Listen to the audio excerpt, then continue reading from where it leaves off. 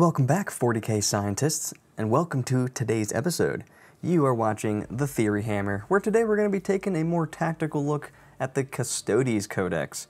This is going to be the first Tactica that I've done for a Codex, and so there will inevitably be things that I miss. So if I do, leave them down below, and then subscribe, Guardian Spear the like button, Thunderhammer the Nurgle's bell icon, check out our other videos.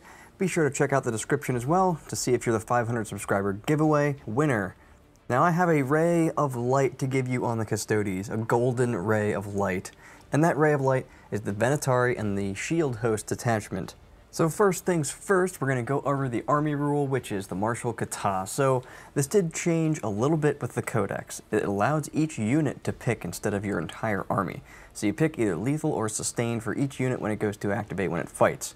Now, there's really only one detachment I'm going to focus on here, and that's going to be the Shield Host. Orc champions are cool, but Vitalii existing for their current point costs, just take them instead and don't use that detachment. So let's just, I know we kind of glossed over the army rule, we kind of glossed through this, but we're going to go right into the detachments here. The Shield Host was changed.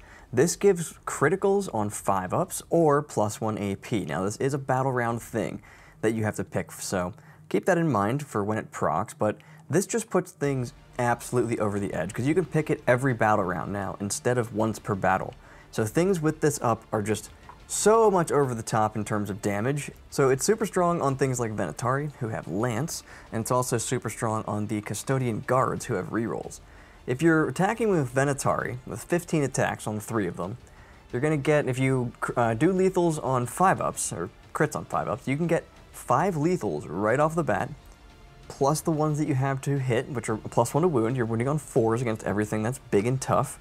So you're getting like 10 wounds on something with 3 of those guys at AP2 2 damage, or you can be AP3 and just get regular lethals and regular sustained. You probably might, I mean, do you go with sustained? You might go with sustained actually, just because having +1 to wound might actually be better on that. But either way, the point is that these guys, their output that goes up a lot. +1 AP puts them at AP3. Criticals on 5-ups, that's 5+ to hits or 6 sustained, like that's crazy. 5-ups to hit are lethals if you need it. That's crazy against really tough targets. You don't even need like +1 to wound against vehicles anymore. You just crit on 5-ups with lethals, goodbye. So this is really, really strong, like super, super strong. Like 3 of these guys will do like 12 wounds to an Imperial Knight, like it's outrageous. Now, admittedly, when it comes to the Shield Host detachment, there aren't a whole lot of good stratagems and enhancements, but damn, their detachment rule is actually good enough where it doesn't matter. And they have one strat that is exactly what you need. And remember that the captains can give out free strats now with the new updates. They can give it out on anything. It does not have to be battle tactic anymore. So, let's talk about some of their strats. You've got Arcane Genetic Alchemy. 4-up Feel No Pain versus Mortal Wounds, and this is the most important one because it gives you a 4-up Feel No Pain versus Dev Wounds.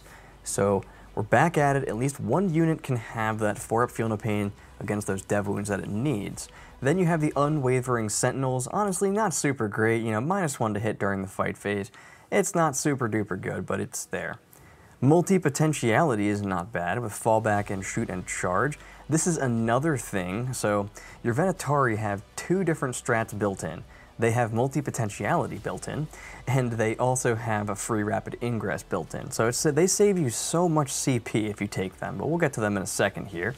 The multi-potentiality lets any unit fall back, shoot, and charge, so that's also really good on your Alaris Terminators because they have a lot of shooting. They have a blast grenade thing, and then they have their regular shooting gun things. And then our last one is the Vigilance Eternal. Gives you sticky objectives, and it does proc in the movement phase, not in the command phase. And you could get this for free with a captain as well if you really need it. It's like turn 1 when they're not doing anything else. If you have a unit on the table, boom, free sticky objective in the backfield. It's always nice to have that. And then for your enhancements, the one that you are gonna want to take is going to be the From the Hall of Armories. It's for a shield captain only, but you add 1 to the strength and damage characteristic of the bearer's melee weapons. Combine that with martial katas for either lethals or sustained, and then you combine that with your +1 AP or critting on 5s. His hammer that's 3 damage becomes pretty damn scary at that point. It becomes strength 10, it's damage 4, it's AP 2, and it's fucking stupid. So yeah, he can get that, which is pretty funny. The rest of these, though, you know, the Castellan's Mark, the Auric Mantle, the Panopta Specs, they're not worth talking about, so we're not going to talk about them. But the Shield Host, it doesn't really matter, because this is just, like I said, it's good enough where it doesn't really need to have insane everything. Its detachment rule just lets them hit so goddamn hard in combat that you don't really need it. And now that Vitalii are so much cheaper, they can actually throw together a pretty damn good list. So why don't we talk about some of the units that we should be taking here. First thing we're going to be taking are guards. These are super good because of rerolls to wound, like I already said. They, in combat, will do a ton of damage to pretty much anything, whether they get +1 AP or they get lethals or crits on 5-ups for lethals or sustained. You probably go sustained for the rerolls to wound. It's probably better at that point, but these things will kill like whatever, dude. They'll kill like 5 of these will kill like an Imperial Knight if they're on an objective with it. Like, just do the math. It's pretty outrageous when you have +1 AP. You're getting a 6-up Feel No Pain. I know you're getting a 6-up armor save now. You got 25 attacks. 4 of them are going to be 6s, so call it 4 extra to bring it back for the 4 that end up missing. Let's just say you get 25 hits. Half that's 12.5, it's a little bit more than that, so it's like 13, 14 wounds most likely. You're going to pass 2 of those, take 24 damage. So, yeah. You're going to want guards. They're only 180 points for 4 of them, or, 225 if you do want to take 5. But these they hit really hard when they're on an objective with that reroll. The detachment rule, critting on 5s, or whatever, +1 AP.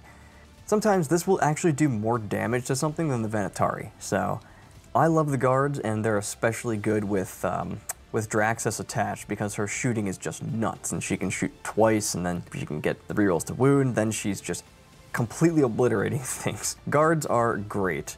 Wardens are also pretty good. They are just good because of their durability. You get, they're 250 for 5, and they're -1 to be wounded if they are led by a character. So they're basically impossible to deal with if you get that -1 to hit strat on them and then pop their 4-up Feel No Pain.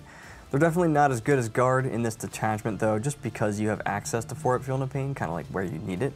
And the Guard are cheaper, of course, after all. But Wardens are just good pretty much no matter which detachment you're taking them in. Let's talk about the Vitalii, because this unit is just insane now. They're only 330 points for 6. They can rapid ingress for free, they have Lance, and so in this detachment, they just fuck, dude. You can have 18 Vitalii for less than 1,000 points, and that's insane when 3 of them can do 14 wounds or something to an Imperial Knight after accounting for its Feel No Pain and stuff. Like, it's probably more closer to 12, but this allows for pretty insane army builds that hit very, very hard out of nowhere. Like, their turn 2 is just like an I table you now turn. These things will fly down. They're just a regular Custodian, they're toughness 6 with a 2-up, 4-up, so 3 wounds. They're just like anything else. They're hard to get through. Hit on 2s with everything, like they're just really, really nice to have. We'll kind of talk about how they fit into the list a little later on, but we have Vitalii as definitely one of the units that we're going to want to take. And then we have Alaris because they're just great, because they're, they're forward tough, bunch of shooting, 130 points for 2, or 390 if you take 6, so they're 65 points each. They can rapid for free with a captain attached if you really wanted to, so keep that in mind. They make great use of that fallback and shoot strat as well, the multi-potentiality, just because they have a lot of shooting. And then their axes, you get +1 AP and then 3 damage on those now. They reroll wounds against monsters. And yeah, just being able to be AP2 with that hammer makes them especially scary, And damn, like you put these in cover, they're toughness 7, they got a 2-up, 4-up with 4 wounds. Like they're just hard to get through. You can give them a 4-up Feel No Pain against dev wounds if you need to. They can make good use of a lot of these strats, which is really, really nice for a unit. Because a lot of times these detachments will only affect certain units, and while that is the case in some of these situations, Alaris can make use of a lot of the different strats, like fallback and shoot, rapid ingress, 4-up Feel No Pain, always good on that one. Not really sticky objectives, but if they teleport on one, they need to move away, sure, sticky objective it, fuck it. So, Alaris guys are also very good. They're just one of those units, they're super expensive, they're not as tanky as they probably should be. I'm probably going to get yelled at for saying that, but they're probably not as tanky as they should be. Like they should have like -1 damage inbuilt or something like that, or have a 5th wound just so they can't auto die to 2 hits from a damaged 2 weapon or something. But yeah, your Alaris are great now. 65 points, I think they're worth it for their points, and they can do so much damage with that +1 AP. At +1 AP and 3 damage, oh baby, get the fuck out of here. These things are gonna clap things. They reroll wounds, dude, with like 4 attacks apiece with that hammer. It's nutty. So while we're on the topic of Alaris, guys, let's talk about the captain, because he is just good. He's 140 points. He can rapid, like I said. He can do it for free. He can take a relic that gives him the flat 4 damage on his hammer, makes it strength 10, and then, you know, +1 AP on that, becomes AP 2, flat 4 damage, pretty nutty. And then he can also become super hard to kill that one turn that you really need him to stay alive. So that's kind of cool. But he's just good. He's there to give your unit free strats like rapid ingress and things like that. So, Shield Captain himself. He does give out free stuff. You know, once a game he can give out the double Katab. He's 140 points, so he's pretty much the same.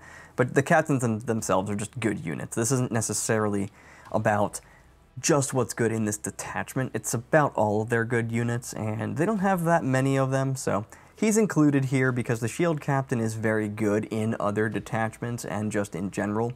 He should be a little bit cheaper though, right? He's 140 points for the same thing as an Alaris Captain, but less toughness.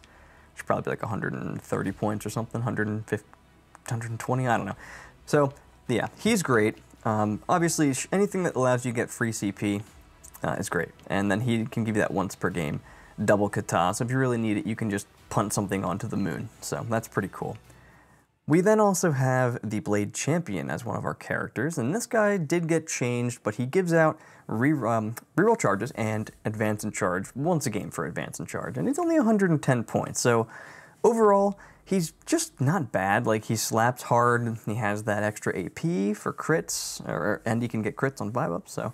And if you give him that relic, he can be like strength 8, AP 2, damage 3 with 8 attacks and precision, and then, you know, he can also be doing crits on 5s or go to AP 3. So yeah, he'll kill stuff. He could be 5 attacks at strength 7, or maybe it's 6 attacks. No, because it's +1 strength damage. So 5 attacks at strength 7, AP 4, damage 4 with dev wounds, or like crits on 5s instead of AP 4. Like, he can just be a powerhouse as well. So Blade Champion in this detachment specifically really funny. Blade Champion in other detachments also very good. There's probably other relics and other detachments that make him even better. But in this one, giving him that sword, oh man, he will smack something so hard he'll fucking kill a tank practically if he can get a couple of wounds through, a couple lethals through at AP 3. Damage 4, yeah, like, bye-bye, Mr. Tank. We then also have one other unit, which is our Witch Seekers, and these are good for one reason, and that's Scout 6 inches. You need this to create early bubbles so you can get onto objectives early for things like, you know, cleanse, extend, secure, contain, engage, area denial, you know, any of those turn 1 objectives. These girls are here to get it for you because of that Scout 6 inches. They're 50 points. They have a flamer, so they're not terrible. They can force a battle shock test, so they're not terrible, even though I hate battle shock, but they're not the worst unit in forever. They're just not the worst unit ever. Anything that has Scout 6 inches, you guys know I'm gonna love it because it has so much utility, and you need utility in armies like this. You may even want to ally in an assassin because these guys have such little utility units. You might even want to ally in a couple assassins if you can. And so those are most of their good units. There is one left, and that's going to be the Caladius Grav Tank. This thing is awesome. This thing is 215 points. This thing has a silly las cannon gun thing on it. It's 4 shots, strength 12, AP 3, D6 plus 2 damage. It has lethals, and it has twin linked. So this thing just fucks things up, dude. And the reason that it has lethals is because of its special rule down there. So the advanced firepower thing. And this thing is such a piece of shit. And I love things that are like that. You know, 14 wounds, 2-up save, 5-up inbound. I've consistently failed to kill these damn things with a variety of different anti-tank units. It's just very frustrating. But they're great. They're a little overpriced, I think, still. They could probably be about 200 points, but these things are great. They will one-shot things. I've been one-shotted by these things. Like my Land Raiders getting one-shotted by these. Super fun stuff. In cover, Armor of Contempt, you know, fail 2 out of the 3 saves I'm forced to take, and he rolls fucking double 6s and blows it up. So that was cool. But yeah, Grav Tanks are super cool, and they're super good as well, because they actually offer some anti-tank, some long-range anti-tank, on a durable platform, it's something that Custodes kind of lack, which is why I wish these things were a little bit cheaper, or I wish they had a variant that was like half the points and half the shots, but still like, you know, two lethal shots with twin linked or something like that, d6 plus 2 damage on like a platform that was 100-ish points. I would actually run those, because Custodes needs some kind of shooting thing, I think, that is actually good. But this is one of them. It's basically the only thing, besides the Vitalii that are from Forge World, that I think are actually useful. So, the Cladius Grav Tank definitely gets my seal of approval as well, although it's not extremely good in this detachment, but it's just one of those units where it's good no matter what, and so we're talking about it here. It does definitely like falling back and shooting, although that might only work on an infantry unit. I don't remember off the top of my head. So those are the different units that matter. That's how you want to use them. So like your guards, they're usually on the table. They're usually kind of holding down areas, getting that reroll to wound. You're going to have Draxus with them, maybe just a unit or two of these guys. Probably a 4-man with Draxus just to give her the reroll wounds. They're tanky enough just as it is. Wardens, you might see a unit of them just to be a super tanky thing with like a Blade Champ that can just fly up, charge, get in there, kill something, and then just stay on an objective and be like, I have a 4-up Feeling of Pain, get fucked. So, and then yeah, your Vitalii, they're going to be super fast and hard-hitting, because they can just rapid ingress down, move up 10 inches next turn, charge, boom, +1 AP or crits on 5s. The Alaris kind of similar, but not nearly as fast. The Alaris are pretty slow. They could actually start on the table sometimes, just to keep people honest. Let's talk a little bit more just about how their army plays, because they have to use their units in ways that, and this lends into what I was saying. They have to use units kind of surgically, because they aren't super durable. Like, they are durable, but you can't afford to miss position. And that's why this probably takes just a shitload of Vitalii and just totally null deploys. I see this as like a pretty straightforward army, to be honest. You probably have 2 to 3 units of Vitalii, 6 Alaris with a captain, Draxus, 4 guards, and probably more guards, 2 units or 3 units of Witch Seekers. And you're gonna find that this army doesn't really hit things it can't kill anymore.